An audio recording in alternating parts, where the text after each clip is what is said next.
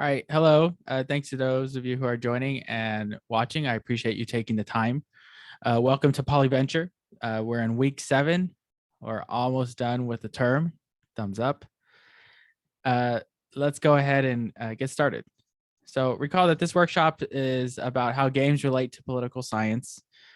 So we've discussed games like Risk and Strategio and their applications and Settlers of Catan as well. And for week 7, what I'd like to do is apply the concepts that we've been discussing in relation to games to the real world. And so our learning objectives for our workshop on real world applications are the following. First is to list the 7 concepts.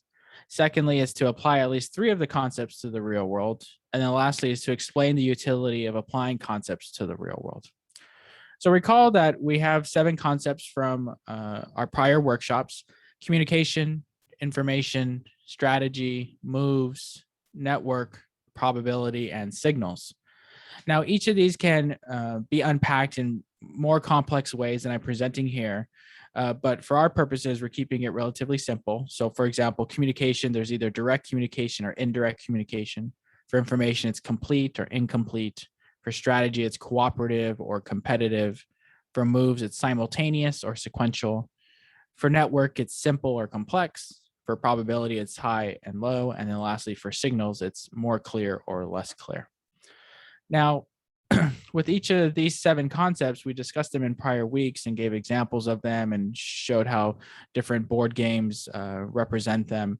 And what I'd like to do this week is to give a few examples of the real world about how these concepts can be applied. So the first thing we'll do is we'll listen to a short comments from the president and the prime minister, which they met this week to discuss the future of U.S. involvement in the country of Iraq. So I'm gonna go ahead and open up that video clip, and we'll go ahead and play it here. Well, I'm honored to welcome the Prime Minister. We've known each other for some time, and welcome to the White House. Welcome to the Oval, Mr. Prime Minister. Iraq has been a vital partner for the United States for some time now in the Middle East, and I've engaged deeply in Iraq for my entire career, back in the Senate as Vice President and as President. And I've worked with Iraq and as a matter of fact, my son Bo was in Iraq for a year with the Army National Guard. And the sacrifices that so many have made to build the U.S.-Iraq partnership has been real, and it's consequential. And my administration is committed to strengthening that partnership, Mr. Prime Minister. And the U.S.-Iraqi strategic dialogue is about commitments that expand our cooperations on issues like healthcare, climate, energy. For a matter of fact, I want to tell you, I was told you that 500,000 doses of COVID vaccine we're sending. You were told they wouldn't come for a while. They'll be there in a couple weeks. Thank you. They'll be there quickly. You know, we support strengthening Iraq's democracy, and we're anxious to make sure the election goes forward in October. And we're also committed to our security cooperation. Our shared fight against ISIS is critical for the stability of the region, and our counterterrorism cooperation will continue even as we shift to this new phase we're going to be talking about. I'm looking forward to consulting with the Prime Minister today. We have a lot to talk about. He's been a good friend, and I'm anxious to get going. The floor is yours, sir. Thank you, Mr. President. It's a great honor to be here today with our American friends. We have strategic partnership. I'm happy here in Washington to discuss the future of our nation and how to prove this relation between our two countries. America, they help Iraq. Together we fight and defeat ISIS. And I'd like to thank the American people on behalf of all Iraqi people. Mr. President, I thank you for all the blood and treasure the American has given for a free and democratic Iraq. Today, our relation is stronger than ever. Our partnership exists for economy, the environment, health, educated, culture, and more. I'm looking forward to work with you, Mr. President, to bring our two countries more closer for benefit of Iraq and United States. God bless our two countries. Thank you, Mr. President. Thank you. Thank you, folks.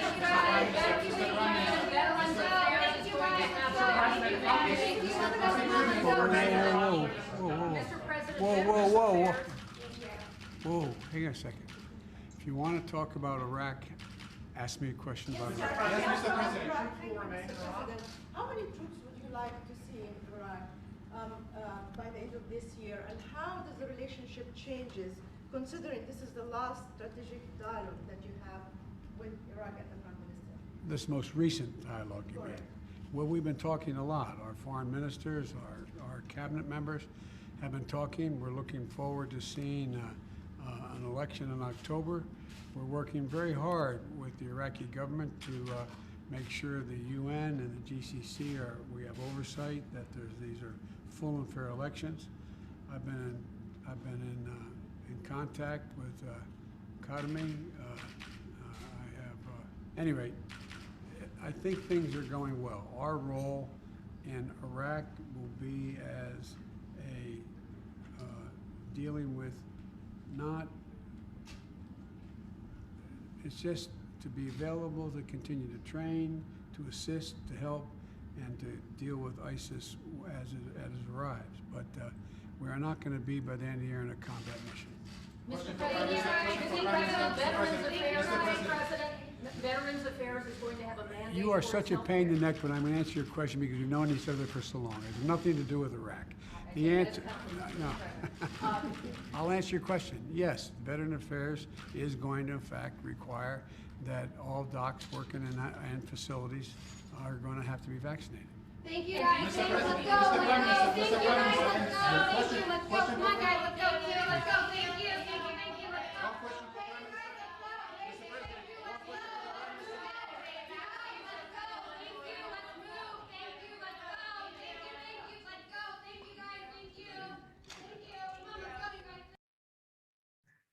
So what you saw there was what traditionally happens in the White House when the president meets with the leader of a foreign country is that they'll sit down at those two chairs or similar or like chairs, and they'll both make comments, remarks, and then the press will just try to ask as many questions as they can.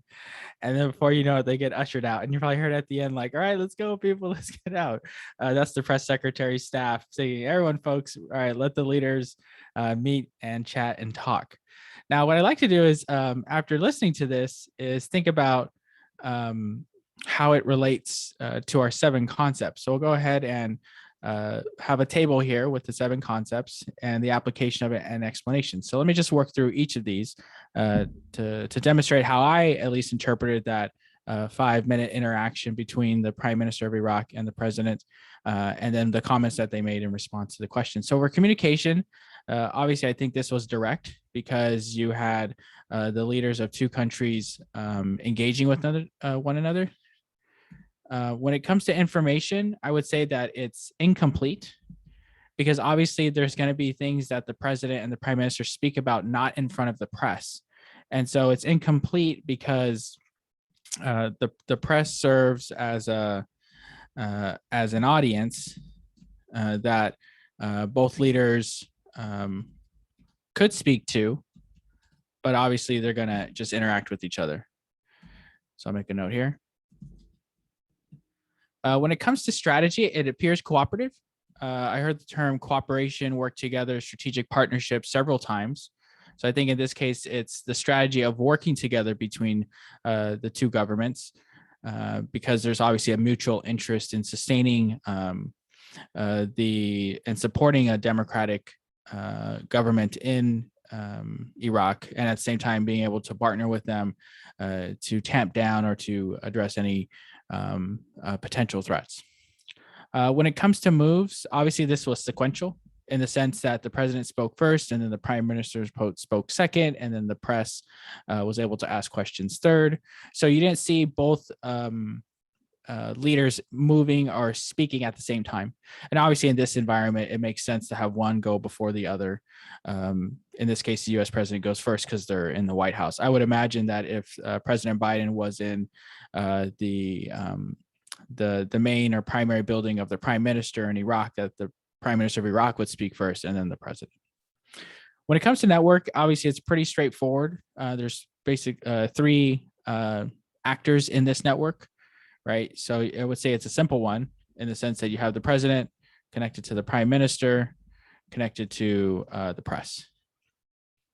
Now with probability, I don't think it applies too much here, but in the general sense, we can say that there was some probability that the president was going to be asked a question about a current event that wasn't related to the country of Iraq or to like foreign affairs.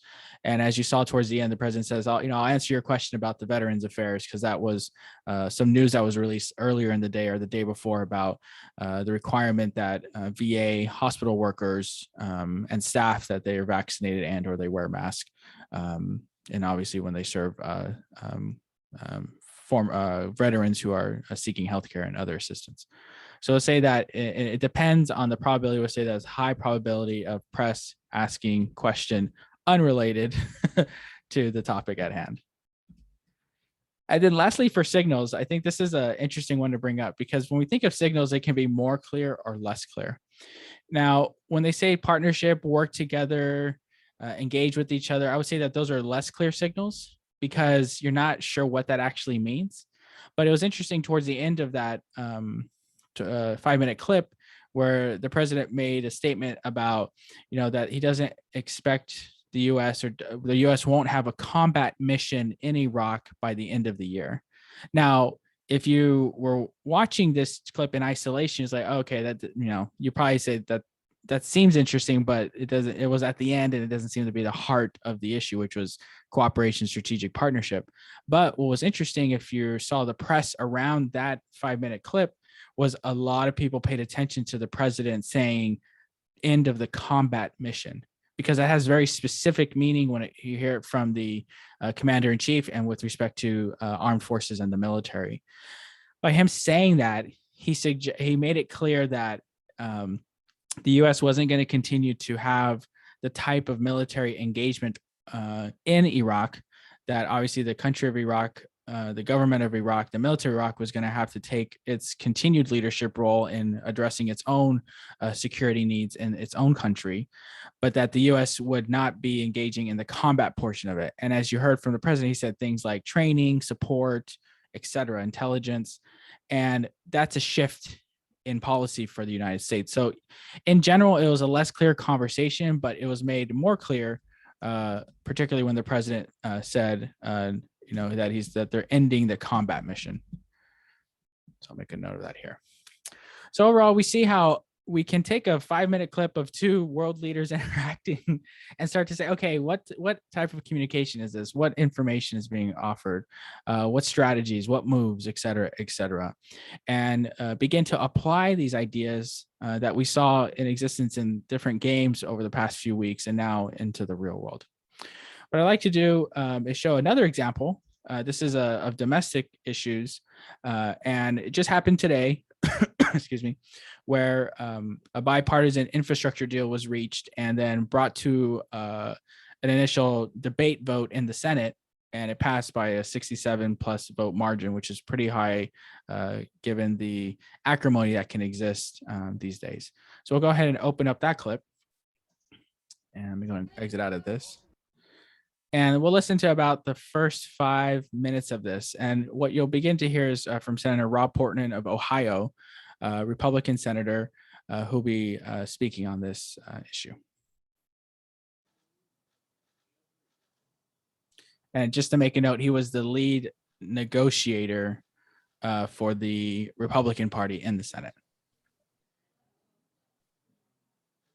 And now what you see here is you'll have different senators coming through. So this is Kristen Sinema, senator from Arizona, Senator Susan Collins from Maine, Senator Lisa Murkowski from Alaska, Senator John Warner from Virginia, Senator Shaheen from New Hampshire, Senator Manchin from West Virginia, Senator, I don't remember his name, but he's from Louisiana. And this fellow here, I don't recognize him at the moment. All right, let's go ahead and listen in.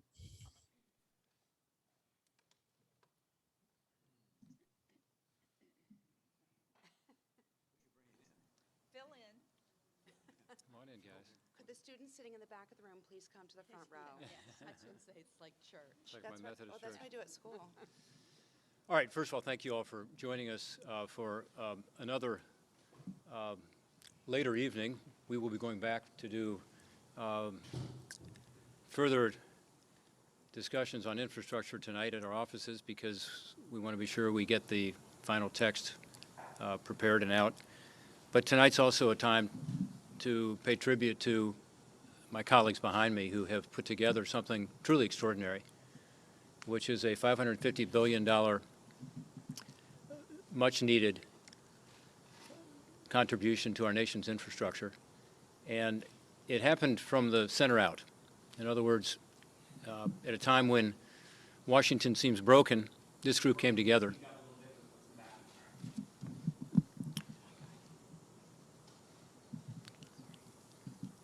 At a time when Washington seems broken, this group of members behind me came together, along with others, and decided we were going to do something great for our country. Every American believes that roads and bridges, ports and waterways, even our digital infrastructure needs to be updated. They know it because they travel on those roads, go to those bridges, deal with the challenges of not having Wi-Fi to be able to do your schoolwork or your work or get your health care. So people know that it's needed. And Washington has known that for years. Every president in modern times has proposed a major infrastructure investment. In fact, Donald Trump proposed one over $1.5 trillion when he was president. This one is $550 billion. It's paid for. We do it without raising taxes. We do it in a way that's going to help in terms of our economy long term, to make our economy more efficient, more productive. Therefore, it's not adding to inflation. It actually is counter-inflationary. It will help deal with the very issue we're now facing, which is higher inflation. It makes sense to the point that two different polls, each a couple months apart over the last few months, have said that 87% of the American people support this effort. And again, it's no wonder. When we go home, we all hear about it. And despite the popularity of it and the need for it, Washington hasn't been able to get it done. This time, we're going to get it done. We took a first important step tonight. There are, of course, additional challenges ahead. We recognize that. But go back to where I started. It would not be happening but for a team effort. Everybody behind me. I want to thank Kirsten Sinema in particular, who helped to co-lead these negotiations, but every single member here played a huge role. Susan Collins, in the last 24 hours, I think has slept maybe 2 hours. But she looks great. She looks great. Thank you.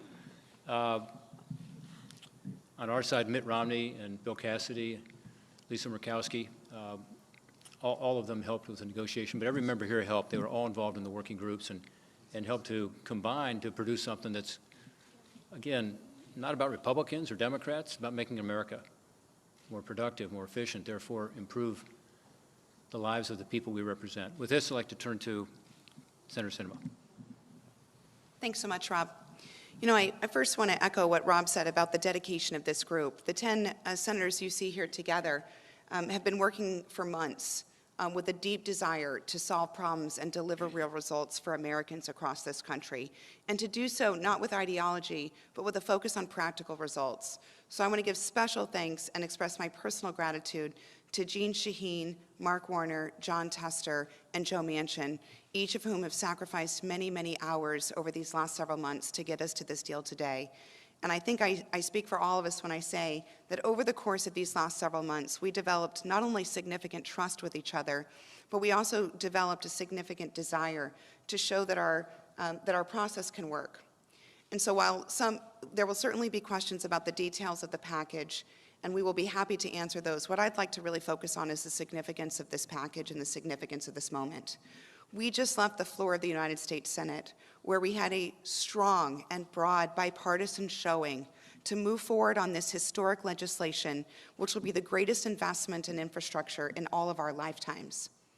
And it came not so much because folks were interested in their bridge or their road or their piece of the middle mile of broadband, but because each of us are deeply committed to demonstrating to the country and to the world that our government can work, and it can work for the people of the United States of America. And So if you go and watch the video, you'll see the rest of their comments, basically espousing this utility of working together, cooperating to accomplish goals. So let's go ahead and take this second application and use our table here to do that. So communication, I think in this case, it was direct. Obviously, you have these senators, the 10 of them, 5 Republicans, 5 Democrats, who have been in very close contact with each other for, it sounds like, the past several months and probably for most of this calendar year, to discuss and deliberate this policy issue of investment, transportation, roads, bridges, ports, highways, airports, broadband, et cetera. So I would say this is direct communication between senators, and obviously they're directly communicating with the press. When it comes to information, I would say that it's incomplete, and partly because a $550 billion infrastructure package, obviously there's probably hundreds, if not a few thousand pages of documents that need to be looked at. And there's a lot of numbers and figures and language that needs to be analyzed. So right now they're announcing, right, that this has been accomplished, but the details would get there. And as you heard from Senator Sinema, she says, if you guys have specific questions, which I'm sure people will, we can answer those too. But obviously there's a broader theme that they're focused on. When it comes to strategy, obviously this was a cooperative one because you had representatives from both political parties working together to accomplish this goal. And as they mentioned or alluded to, that the Senate had either just voted on or was going to be voting on that process motion, which says, okay, we're going to agree to debate this proposal. And I think it had like a 67 plus voting majority, which is very significant in these times. Now, when it comes to moves, I would say that this was sequential. Obviously, you saw the speakers they would take their turns. But it was, if you saw the broader process working out, what you would have seen was, the desire from the incoming President Biden to say we need to invest in infrastructure, from leaders of the Senate and the House saying we need to make these investments, from this group of 10 or 20 senators to say we're willing to work together to do this work, to members expressing their criticisms or their concerns about the process, about this, maybe the last minute details of things. But basically, it's happening one after the other. So I would say the moves were sequential. Now, when it comes to the network, I would say this is a complex one because you're not just looking in our past example between the president and the prime minister, but you're also looking at 10 senators who represent, in this case, 10 different states, 10 different constituencies, 10 different populations, demographics, infrastructure needs. And before you know it, that network is complex. What you don't see here is the 2, 3, 4, 5, 6 staffers for each of these senators who focus in on one or a part of the set of the issues. So, for example, when I worked in Congress for a House member, I focused on transportation infrastructure. So if my boss was a senator, I would have been one of the staffers talking with the other staffers of the other senators saying, okay, this is what my boss wants. What does your boss want? How do we want to do this? This is what we're hearing. This is the issue that we want to deal with. And you're over there negotiating a $100 multi-billion package, which would have been pretty cool to have been in the middle of all that. Probability, in this case, it's a question of, is there a high chance that it passes and a low chance that it passes? I would say if you looked at this in context a week ago, you would say, I don't know if this is going to even make it across the finish line because there seems to be so many different questions, so many angles, so many people concerned about the process. So a week ago, the Senate voted to advance on the process motion to discuss the bill, and it failed. And some people took that as a very bad sign or leading to the idea that there's a low probability that any deal would get done. So I would say in this case, now it's a high probability because you have an agreement between these 10 senators. Now, lastly, when it comes to signals, more clear or less clear, I think this is more clear because now you have not just the 10 of them agreeing, you have text of a bill that's going to be in public that everyone can start to digest. But now you have a vote that was taken that people can say, I voted for this to discuss it. Now let's move forward with the offering amendments, debating those amendments, and then obviously coming to a final resolution with the bill itself as it goes through that legislative process. So this is a very clear, in my mind, it's a more clear signal that that progress has been made and that we're going to approach that finish line. So that's our second application. And I have 2 more examples here for those of you who want to work through them. So application 3 is a news article about how Biden, quote, ignores the shiny objects and nears a bipartisan win. And this is speaking in relation to this infrastructure deal. And then the 4th application is another article, says titled Texas Loss Alarms Trump Advisors Worried About Party Clout. And so what you could do is read through both of these articles, or you can use you can play the articles to yourself, listen to them, and then think about, okay, what communication is there, what information in there, and so on and so forth. So those are there for you to fill in at your leisure. Now, the question is, like, how does this relate to political science? And the related for this workshop question is, like, what's the utility of applying these concepts to the real world? Well, I think there's three elements to this. First is, like, we operationalize concepts from ideas in our minds to reality, right? So we've been talking about information, communication, moves, network, etc. And we've been using different board games to think about them. But once you start to use those concepts and say, let me look at something in the real world, in this case, a president, prime minister, or a group of senators working on infrastructure, you start to say, oh, wow, like here, I see it being existing in reality. Secondly, seeing how a concept operates in reality brings greater meaning to the concept. And what I mean by this, for example, is take the second application where we saw senators working together. And the idea is that now we have a high probability of success. What that's connected with is this idea of signals, right? So a week ago, seemed very clear because of the negative vote to move forward with the process that things weren't going good at all. But over the next 5-6 days, there were signals being sent by each of these senators saying, we're making progress, we're not going to walk away from this. And most eyes were on the first senator speaking, Rob Portman, because he helped facilitate this entire process. And so people were like parsing everything he said to see, like, is he going to walk away from this? So people were picking up on his signals, leading them to think whether there's a high or low probability. So you start to see the interaction of these concepts with each other. Lastly, in the real world is informative, right, to building our conceptual ideas and seeing how they apply in more instances and circumstances. So as you saw these 2 examples, you might say, like, how you're like, where else could I apply this? So, like, for example, I think of my 4-year-old son, when he sees me and his mom or my wife talking, right, he's seeing like this conversation going on. And sometimes my wife and I are very animated. Sometimes we're subdued. Sometimes we're talking about family matters, or sometimes we're talking about politics, or sometimes we're talking about business, or sometimes we're talking about technology. And so he's observing this, and he can start to say, oh, I wonder what type of strategic strategy is this? Are they cooperating with each other? Are they in conflict? Or, what's the what signals are they sending to each other? Are they sending to him? So you can start to think how it relates to you. Like, you observe 2 people interacting, and you can use that those 7 concepts and work through them. And overall, I think it's just helpful to think about these concepts and to bring them into the real world, because when you do that, it makes them more concrete, and then you can work with them further. So with that, we'll go ahead and move to the discussion. I appreciate you taking the time, and see you next time.